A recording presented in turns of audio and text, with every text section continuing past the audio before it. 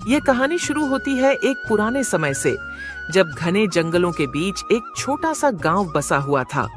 गांव का नाम था नवगढ़। चारों तरफ हरे भरे पेड़, कल कल बहती नदी और खेतों में मेहनत करते किसान।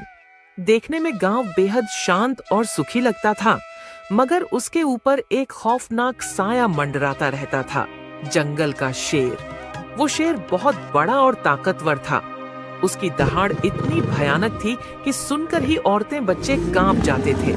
गांव वाले कहते थे, ये शेर इंसानों का मांस चख चुका है, अब इसका लालच कभी खत्म नहीं होगा। हर दूसरे तीसरे दिन कोई न कोई चरवाहा, लकड़हारा या खेत में काम करने वाला आदमी जंगल से गायब हो जाता। लोग मान चुके थे कि ये शेर उनकी मौत का देवता है। गांव में एक डर का माहौल था। सूरज ढलते ही सब अपने घरों के दरवाजे बंद कर लेते। कोई जंगल की तरफ न जाता, और अगर जाना भी पड़ता तो हमेशा झुंड में जाते। उसी गांव में एक लकड़हारा आदर्श रहता था। वह दुबला पतला, साधारण कपड़े पहने, हाथ में कुल्हाड़ी लिए वो रोज जंगल में लकड़ी काटने जाता। लेकिन आदर्श बाकी गांव वालों से अलग था। वो शेर से डरता तो था, मगर उसका मानना था कि डर से अगर इंसान काम ही छोड़ दे तो जिंदगी कैसे चलेगी। उसकी पत्नी कई बार कहती, आदर्श, पागल हो गए हो क्या? सब लोग जंगल छोड़ चुके हैं और तुम रोज वहां चले जाते हो। अगर शेर ने देख लिया तो। यह सुनकर आदर्श मुस्कुरा देता और कहता, शेर ताकतवर तो है, लेकिन अक्ल नहीं लगा पाता, और जो इंसान दिमाग लगाता है उसे कोई जानवर हरा नहीं सकता। धीरे धीरे हालात इतने बिगड़े कि गांव के बुजुर्गों ने पंचायत बुलाई। सब लोग इकट्ठा हुए और बोले, अगर ऐसा ही चलता रहा तो पूरा गांव खाली हो जाएगा। हमें कोई रास्ता निकालना होगा। किसी ने सुझाव दिया, हम सब मिलकर शेर को मार डालते हैं। लेकिन तुरंत कोई बोला, क्या तुमने कभी उसकी शक्ल देखी है? वो अकेले ही 10 लोगों पर भारी पड़ता है। कुछ लोग बोले, चलो गांव छोड़कर कहीं और चलें। मगर बुजुर्गों ने कहा, ये जमीन हमारे पूर्वजों की है, इसे छोड़कर कहां जाएंगे? बहुत बहस हुई, मगर कोई नतीजा नहीं निकला। गांव का माहौल और डरावना हो गया। पंचायत खत्म होने के बाद आदर्श घर लौटते समय सोचने लगा, क्या सचमुच शेर से डरकर भाग जाना ही समाधान है? अगर मैं अपने दिमाग से काम लूं तो क्या इस शेर को हरा नहीं सकता? वो रात भर जागता रहा और एक योजना बनाने लगा। उसे पता था कि ताकत से शेर को हराना असंभव है, लेकिन उसकी मूर्खता ही उसकी सबसे बड़ी कमजोरी है। अगले दिन आदर्श हमेशा की तरह कुल्हाड़ी लेकर जंगल में गया। वो जानता था कि आज उसका सामना शेर से हो सकता है। जैसे ही वो लकड़ी काट रहा था, अचानक झाड़ियों में खड़खड़ाहट हुई।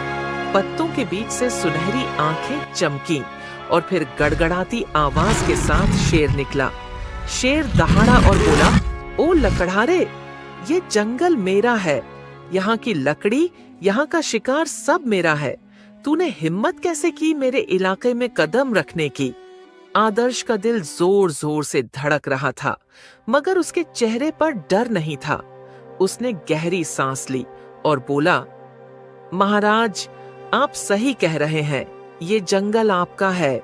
मैं तो बस एक गरीब आदमी हूँ, रोजगार के लिए यहाँ आता हूँ। लेकिन अगर आप चाहें तो मैं आपके लिए काम कर सकता हूँ। शेर चौंका और पूछा, काम? कैसा काम? आदर्श ने कहा, मैं रोज रोज शिकार पकड़कर आपको दे सकता हूँ। आपको खुद मेहनत करने की जरूरत नहीं होगी, बस आप मुझे छोड़ दें। शेर ने सोचा, ये इंसान डरपोक नहीं लगता, मगर अगर ये सच में मेरे लिए शिकार लाए तो मुझे मेहनत नहीं करनी पड़ेगी। उसने आंखें तरेरी और कहा, ठीक है लकड़हारे, अगर तूने रोज मुझे शिकार लाकर दिया तो मैं तुझे छोड़ दूंगा। लेकिन अगर एक दिन भी खाली हाथ आया तो तेरा मांस मेरा खाना होगा। आदर्श ने सिर झुकाकर हामी भर दी। उस पल से खेल शुरू हो चुका था। आदर्श घर लौटा तो उसकी पत्नी घबराई हुई थी। अरे राम, आज भी तू जंगल से सही सलामत लौट आया? सुना है शेर तुझे देख चुका है।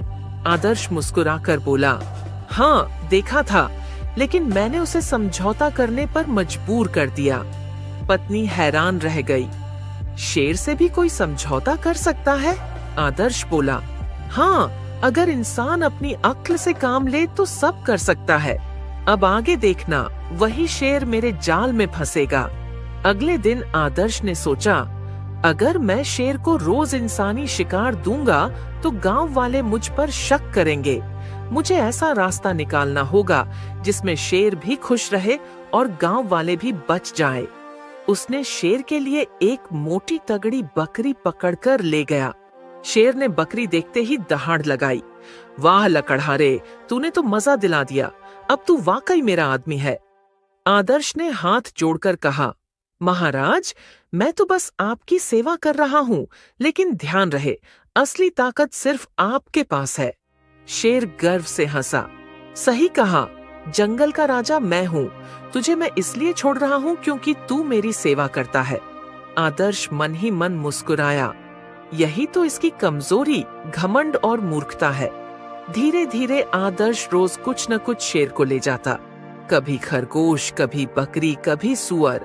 शेर मजे से खाता और आलस से पेड़ों के नीचे लेट जाता। गांव वाले यह देखकर हैरान थे। ये कैसे हो सकता है?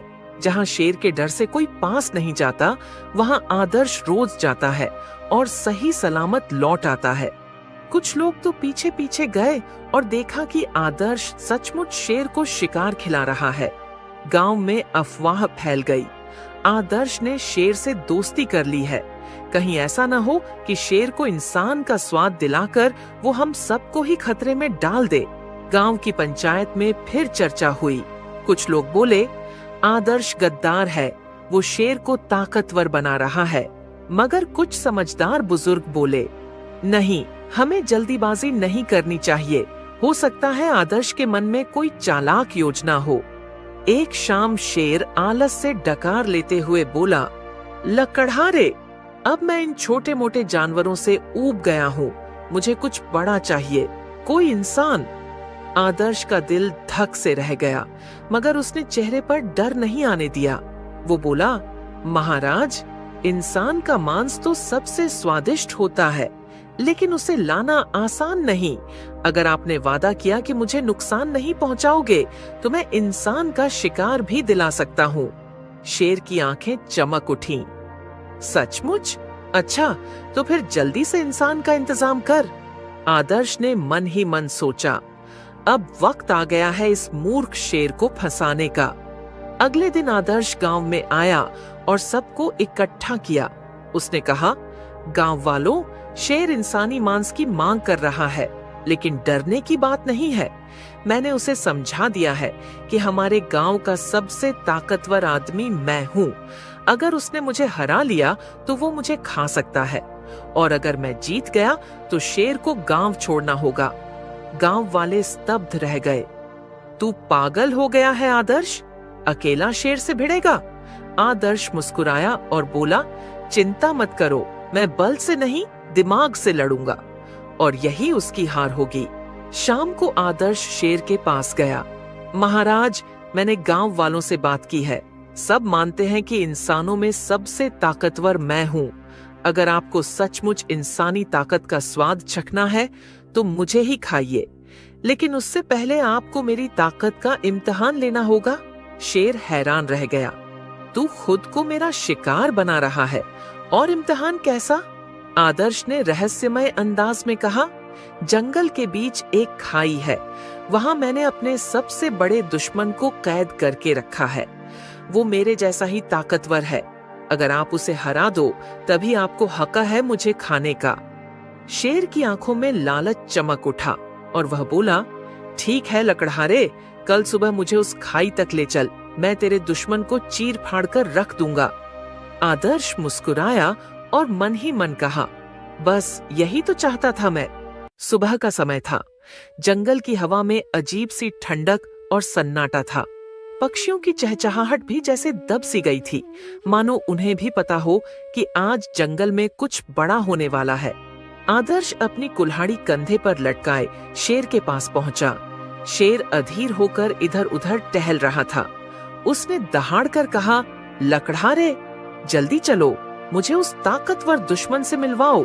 आदर्श ने सिर झुकाकर कहा, आइए महाराज, मैं आपको वहां तक ले चलता हूँ, लेकिन ध्यान रहे ये लड़ाई आसान नहीं होगी। दोनों धीरे धीरे जंगल के अंदर गहराई तक बढ़े। पेड़ों की ऊंचाई बढ़ती जा रही थी, धूप धीरे धीरे कम होती जा रही थी। जैसे जैसे वो खाई के पास पहुंचे, हवा ठंडी और डरावनी हो गई। शेर गरजते हुए बोला, लकड़हारे, तेरा दुश्मन चाहे जितना ताकतवर क्यों न हो, मेरी एक ही दहाड़ से कांप उठेगा। आदर्श ने मन ही मन मुस्कुराकर कहा, बस थोड़ी देर और, मूर्ख शेर। आखिरकार दोनों एक गहरी और चौड़ी खाई के पास पहुंचे। खाई इतनी गहरी थी कि नीचे झांककर देखने पर सिर्फ काले पानी की चमक नजर आती थी। उसके चारों ओर खामोशी थी, बस कभी कभी हवा की सरसराहट और पानी की लहरों की आवाज आती। आदर्श खाई की ओर इशारा करके बोला, महाराज, यही है वो जगह, और नीचे पानी में है मेरा सबसे बड़ा दुश्मन, एक और शेर, उतना ही ताकतवर जितने आप। शेर ने हैरानी से नीचे झांका। पानी में उसे अपना ही प्रतिबिंब दिखाई दिया। उसकी सुनहरी आंखें, उसका विशाल शरीर और उसका खूंखार चेहरा। शेर दहाड़ा और बोला, आह, ये तो सचमुच शेर है, और लगता है ये भी मुझे ललकार रहा है। पानी की सतह पर लहरें उठी और उसका प्रतिबिंब हिलता डुलता दिखाई दिया। शेर गरज कर बोला, लकड़हारे, तेरा दुश्मन अब मेरा शिकार बनेगा, देखना मैं इसे चीर डालूंगा। आदर्श ने शांत स्वर में कहा, महाराज, अगर आपने इसे हरा दिया तो आप सच में जंगल के सबसे बड़े राजा कहलाएंगे, फिर आपको मुझे खाने का हक भी मिलेगा। शेर ने छाती फुलाई और दहाड़ते हुए कहा, हाँ, मैं साबित कर दूंगा कि जंगल में मेरा कोई मुकाबला नहीं। वो उछलने के लिए पीछे हटा। उसके पंजों से मिट्टी उड़ रही थी, आंखों में आग थी। आदर्श ने एक आखिरी बार मन ही मन प्रार्थना की, हे भगवान, मेरी इस चाल को सफल कर देना। अचानक शेर ने जोरदार दहाड़ लगाई और खाई में छलांग लगा दी। उसका विशाल शरीर हवा में लहराता हुआ सीधे पानी में गिरा। धड़ाम!